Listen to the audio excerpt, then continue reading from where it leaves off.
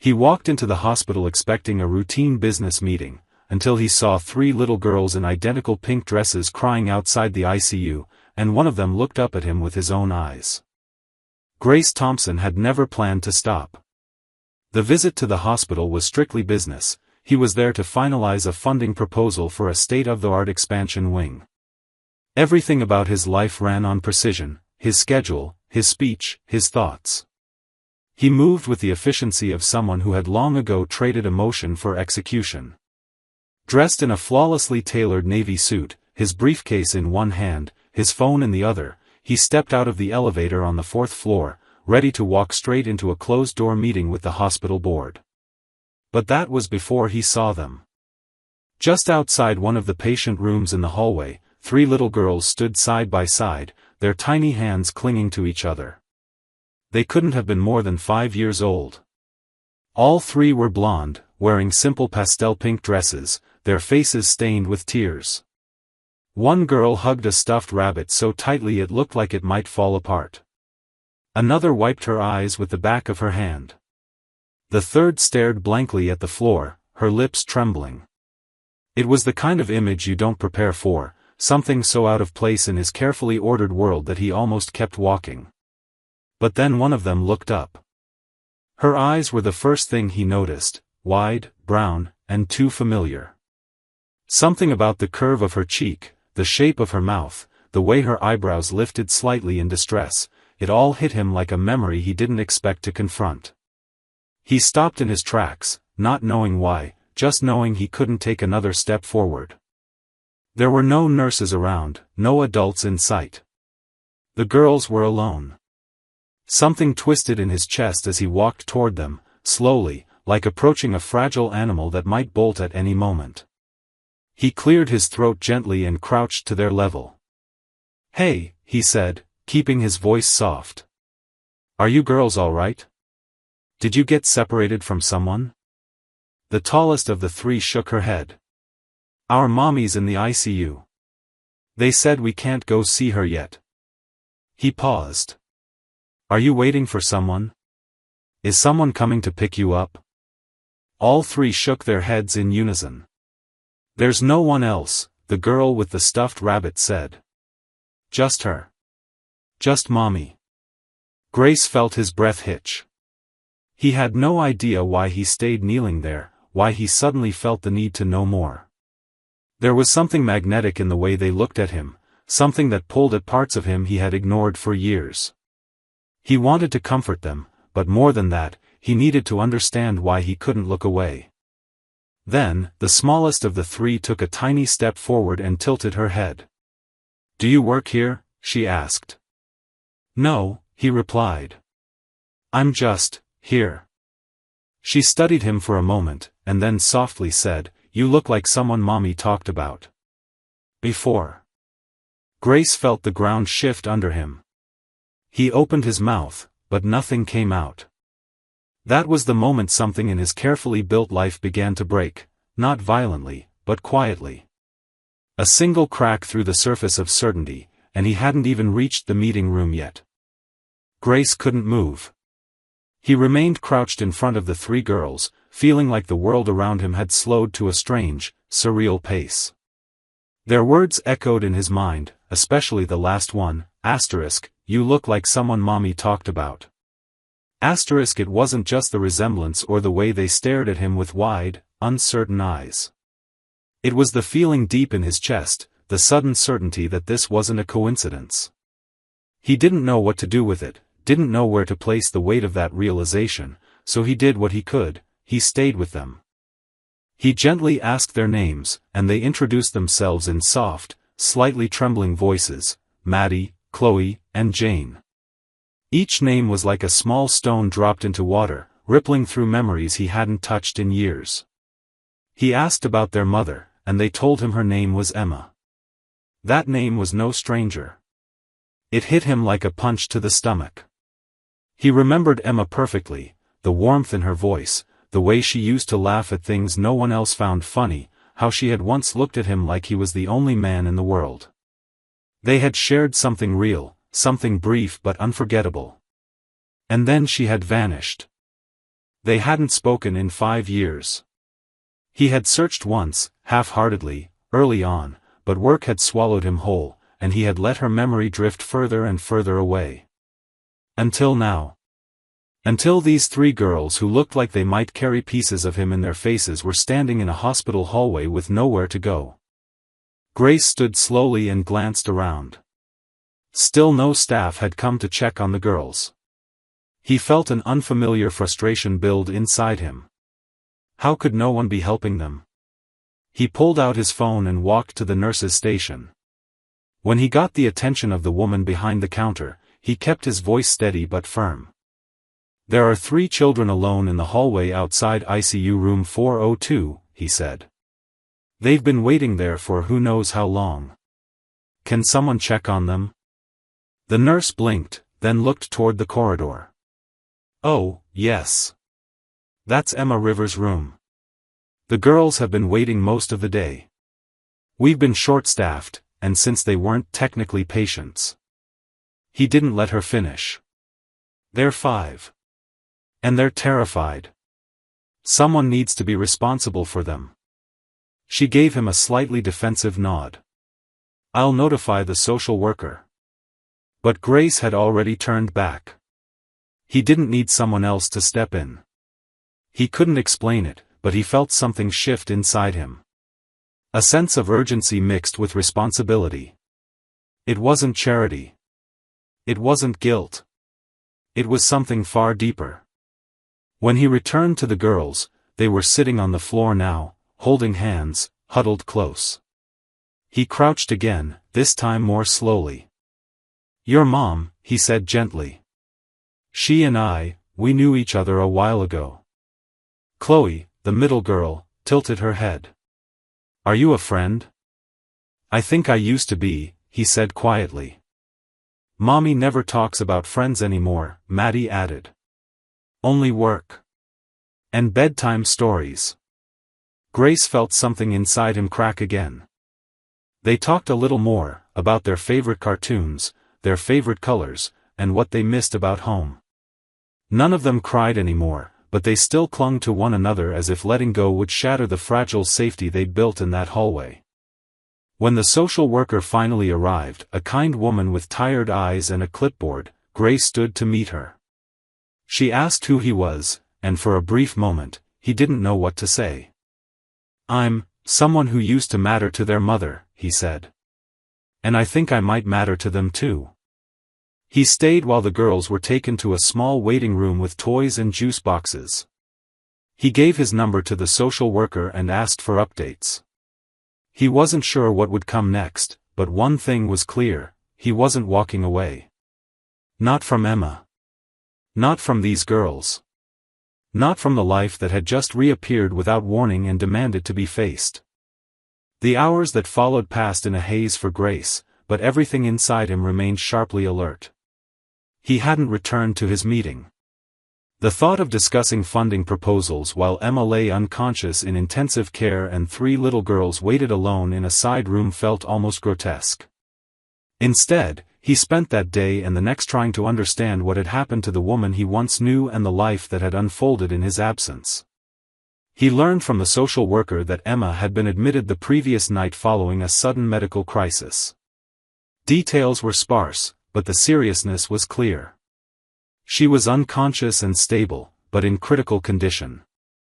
No other relatives had been listed, no emergency contacts. Just the children. Just Emma. It was that detail, no one else, that haunted him. Grace had spent the past 5 years believing Emma had chosen a life without him, that whatever they'd shared had been fleeting or not enough. But now he was beginning to wonder if her silence had come from something else, fear, protection, or sacrifice. He thought back to how their relationship had ended. It wasn't a fight or betrayal. It was a slow drift, caused by the growing gap between her quiet world and his corporate climb. She had said goodbye in a note, one he barely had time to read at the time. He remembered her writing that she needed something real and steady, and that she hoped he would someday find it too. He hadn't. Not until now. That afternoon, he stood in the hallway again, this time outside Emma's room, with the steady beep of monitors faintly audible through the door. A nurse allowed him in for a few minutes. Emma looked so small in the hospital bed. Her blonde hair was damp around her temples, her skin pale, her breathing slow and mechanical. He walked in slowly, as though entering a church. He sat beside her, unsure if she could hear him. "I don't know what happened to you," he whispered. "But I think I finally understand what happened to us." He hesitated, then reached for her hand, gently wrapping his fingers around hers. "There are 3 little girls down the hall who look so much like you it hurts. But they look like me too. I don't know why you didn't tell me. I don't even know if you wanted to. But I met them. Maddie. Chloe. Jane. They're brave. Scared. Smart. They waited for you all day without complaining. I've never seen anything like it." His throat tightened. The words came slower. "Emma. I think they're mine too." He didn't expect a response, but he saw her fingers twitch slightly beneath his. Maybe it was a reflex. Maybe it wasn't. Either way, it was enough to make him stay another hour, just sitting there, telling her about everything she'd missed, how cold the hallway had been, how Chloe had tried to explain her dream to him in full detail, how Maddie had stood in front of her sisters like a little soldier, and how Jane had quietly clung to the bunny the entire time without saying a word. When visiting hours ended, he returned to the waiting room where the girls sat with coloring books and juice. He brought them dinner, sat on the floor with them, and listened to their stories about their mom, how she always kissed them in the same order, how she sang made-up songs when the lights went out, how she whispered always, always, when they asked if she would ever leave. They talked about bedtime rituals, their favorite toys, the tiny apartment they lived in. The more he listened, the more he saw the gaps his absence had left. The more he realized how much he had missed. At one point, Maddie looked at him with wide eyes and asked, "Did you love our mommy?" He paused, caught off guard by the directness. Then he nodded slowly. "Yes. I did. Very much." "Do you still?" she asked. He thought about it. Thought about what love meant now, after everything. "Yes," he said finally. "Maybe more than I ever did before." That night, after the girls had fallen asleep on a couch in the family waiting area, Grace sat alone in the corner of the room. He stared at the wall for a long time, then took out his phone and called his assistant. "Cancel everything for the next 2 weeks," he said. There was a pause on the other end. "Sir? You have." "I know," he said. "Cancel it anyway." He ended the call and looked back at the girls, curled together like petals of the same flower. He had made his choice. And this time, he wasn't going to miss what mattered. The next morning, Grace arrived at the hospital before sunrise. The hallways were dim and quiet, filled only with the soft shuffle of nurses changing shifts and the distant hum of machines keeping patients stable. He walked with purpose but without rush, stopping first at the waiting area where the girls had slept the night before. They were still there, tangled together beneath a hospital-issued blanket, their cheeks flushed with sleep and their little arms draped over one another like they couldn't rest unless they were touching. Grace stood in the doorway and watched them, something deep inside his chest tightening with a kind of protective ache he had never known. He had made decisions his entire life based on logic and returns. But this was different. This was something his heart understood before his mind could even form the words for it. He left a note with a nurse, letting them know he would be back soon, and then walked down to the ICU. Emma's condition hadn't changed overnight. She remained unconscious, her body still fragile but holding on. Grace sat beside her again, this time with more certainty in his movements. He didn't just talk about the girls. He told her about himself. About the life he had built, the emptiness that came with success, and how all of it had started to feel meaningless the moment he saw 3 pairs of eyes staring up at him in that hallway. "I used to think I had time," he said quietly, time to chase goals, time to come back to things I left behind. But the truth is, I let go of you too easily. And now I realize I might have let go of the only part of my life that had real meaning. He stayed until the nurses reminded him it was time for rounds, then returned to the girls. They had woken by then, brushing sleep from their eyes and accepting juice boxes from a tired but kind volunteer. When they saw Grace walk in, their faces lit up, not with surprise, but with the comfort of someone they now expected to see.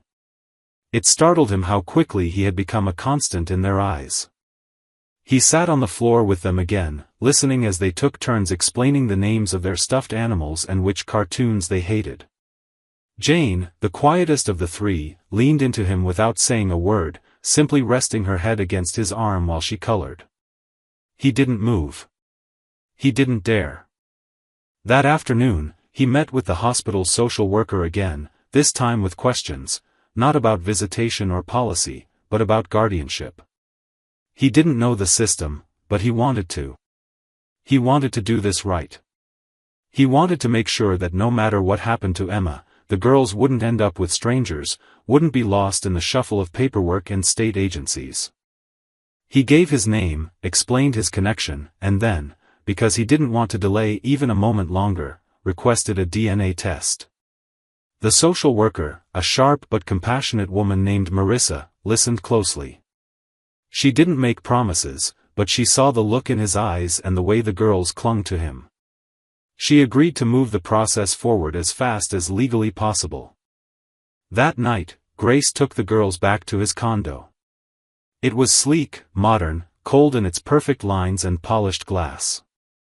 It had never been a place meant for children. But the moment they walked through the door, holding his hands and carrying their little bags and favorite toys, the space felt different. Their giggles bounced off the walls, their tiny socks slipped across the smooth floors, and Grace found himself laughing more in that one evening than he had in months. He ordered pizza. He let them sit on the couch with greasy hands. He read bedtime stories in 3 different voices, because they insisted each character needed their own. When they finally fell asleep in the guest room, together in one bed, refusing to be separated, he stood in the doorway and watched them for a long time, overwhelmed by how natural it had all begun to feel. He thought of Emma again. Thought of her lying in that hospital bed with no idea that the man she once loved had returned and was trying to put the pieces back together. He didn't know if she would ever wake up. But he knew, without a shadow of doubt, that if she did, she wouldn't find them alone. He would be there. And he wasn't leaving. By the end of the week, Grace had begun to fall into a rhythm, one that was unfamiliar and often chaotic, but surprisingly grounding. Morning started with brushing tangles out of 3 very different heads of blonde hair, pouring uneven bowls of cereal, and learning the nuances of what kind of apple slices each girl preferred in her lunch. The structure of his old life, early calls, boardroom meetings, flights scheduled to the minute, had dissolved into crayons on the kitchen counter and a forgotten laptop gathering dust in the corner. He hadn't planned any of it, and yet he couldn't imagine walking away. He drove the girls to school in a car that once only carried briefcases and silence. Now it echoed with questions, arguments about cartoon characters, and one girl, usually Maddie, insisting on picking the music. After drop-off, Grace found himself circling back to the hospital each morning, visiting Emma's room before any other part of his day. Her condition remained unchanged, but the nurses had gotten used to his presence, even leaving a second chair by her bedside. He spoke to her every day, about the girls, about what they were doing, what they said, how Jane had started whispering a little more, how Chloe had told him he didn't know how to fold clothes the right way, but that it was okay because you're trying. He told Emma that he missed her in a way that had nothing to do with romance and everything to do with the emptiness that had grown inside him over the past 5 years. He admitted how scared he was to be raising children he hadn't known existed and how, despite that, he had never felt more certain about anything in his life. Her hand never moved, her eyes never opened, but he stayed anyway. One afternoon, after picking the girls up from school and helping them with their crafts at the dining table, he sat with Marissa, the social worker, to review the results of the DNA test. The proof was printed on a thin white page, stark and undeniable. He was their biological father. She handed it to him with a look that said she expected more of a reaction, but Grace only nodded. The test hadn't told him anything his heart hadn't already accepted. He had known it in the way Chloe rolled her eyes, in how Maddie crossed her arms when she was frustrated, in how Jane stared without blinking when she didn't understand something. They were pieces of him, wild, gentle, stubborn, and brave. Marissa then began walking him through the process of becoming their legal guardian, at least temporarily. There would be evaluations, court dates, paperwork. It would take time, and until Emma recovered, no decision could be final. But Grace didn't flinch at the steps ahead. He simply asked what he needed to do and began doing it.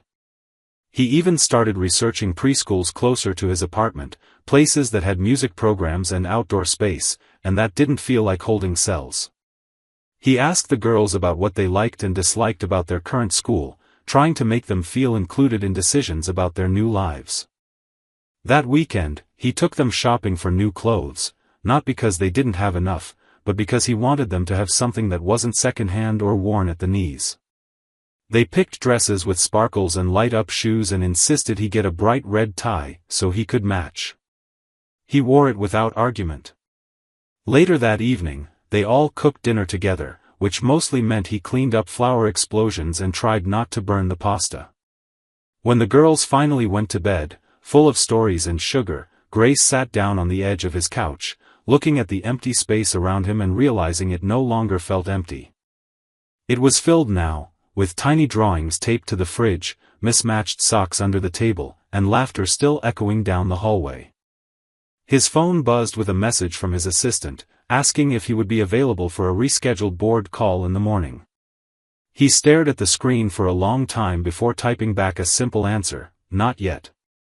He placed the phone down and walked to the guest room, peeking in to find all three girls curled up in the same bed, tangled in each other's limbs, deeply asleep. He watched them for a moment, overwhelmed by a feeling that had no name, only weight. He didn't know what the future would look like, didn't know how long Emma would remain in that hospital bed or what challenges lay ahead. But he knew, with complete clarity, that his life had been rewritten. And he had no desire to go back to the one he had before. On the 12th day of Emma's hospitalization, something changed. It was subtle at first, her fingers moved, then her eyelids fluttered, and the monitors picked up a slight shift in her vitals. Grace had just arrived, as he did every morning now, bringing coffee to the nurses and sitting by her bedside with quiet patience. He had grown used to the rhythm of the room, the sterile smell, the quiet hum of machines. But today, when her hand twitched beneath his, he nearly dropped the cup he was holding. The nurse rushed in, checked the machines, whispered that it could be a sign of awakening. Grace barely breathed for the next 10 minutes.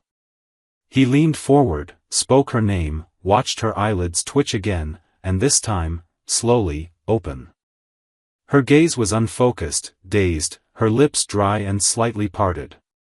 She blinked at the harsh light overhead and then slowly shifted her eyes toward him. At first, there was no recognition. Then, as if memory caught up to consciousness, her brow furrowed. Her voice came out cracked and barely audible, but it was enough. "Grace?" He nodded, overwhelmed. "I'm here. I've been here." Her eyes welled up immediately, confusion swimming behind the tears. "The girls, are they?" "They're safe. They're with me," he said gently. "They've been brave, Emma. They waited for you. Every single day." She cried then. Weakly, silently, but completely. Grace held her hand, letting her process the reality she had woken into. The nurse gave them a few minutes before quietly stepping out, closing the door behind her. He stayed with Emma as she calmed, as the fog of sedation and fear slowly lifted from her face. "I didn't know how to tell you," she said, voice still rough and barely above a whisper. "I wanted to, so many times. But you were so far away. You were already living a different life. You should have told me, Grace said, but not accusingly. It was filled with regret, not blame. I would have come. I would have been there. I was afraid, she admitted. Afraid you'd feel trapped. Or worse, that you'd feel nothing. Grace sat back, breathing in deeply, letting the weight of everything settle between them. I didn't know. But the moment I saw them, I did. Emma closed her eyes for a moment, as if exhausted by the conversation.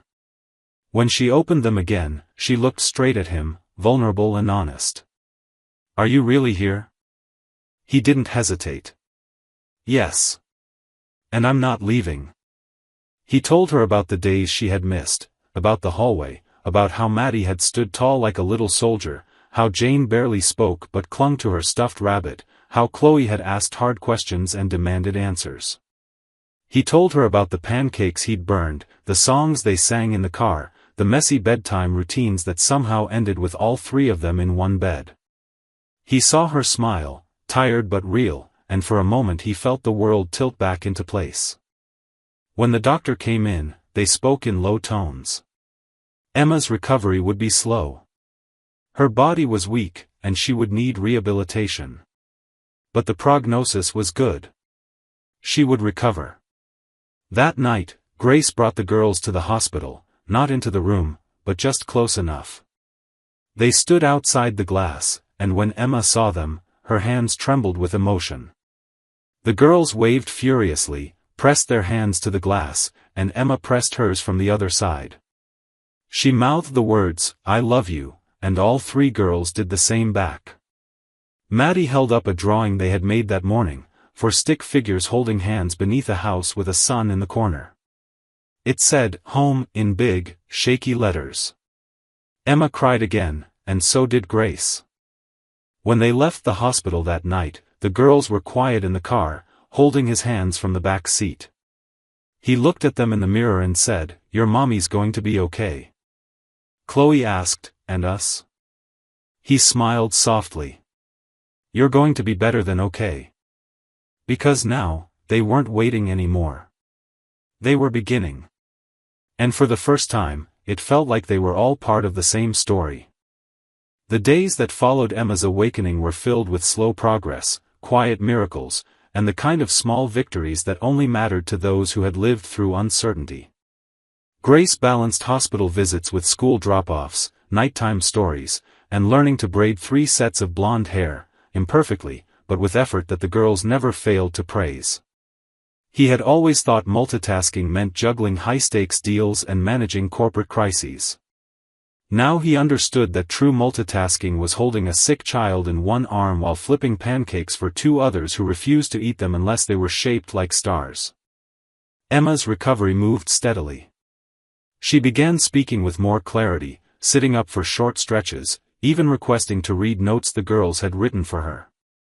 Grace brought them in for short visits, and every time they entered the room, Emma's energy seemed to return in waves. The girls never overwhelmed her.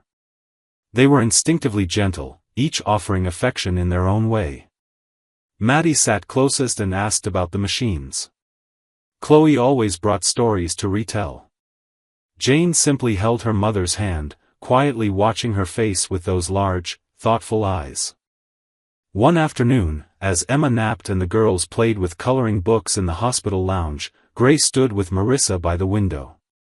The sun poured through the glass in golden beams, and the world outside moved like it had before, unaware of the tiny shifts that had turned his life inside out. Marissa had paperwork in her hands, documents that would allow Grace to take the next step toward permanent custody, should Emma agree. The forms felt heavy in his hands, not with burden but with the realization that he was choosing this. Not because he had to, not because of obligation, but because somewhere in the chaos of the past few weeks, he had become a father. Later that evening, Grace sat beside Emma in her hospital room. The lights were low, and the girls had gone home with a trusted sitter. Emma's hair was pulled back now, and though her face still held traces of exhaustion, there was more color in her cheeks, more awareness in her gaze. She looked at him like someone seeing a familiar place through new eyes. They love you, she said softly. I love them, he replied, just as quietly. And you? Emma didn't look away. You've changed.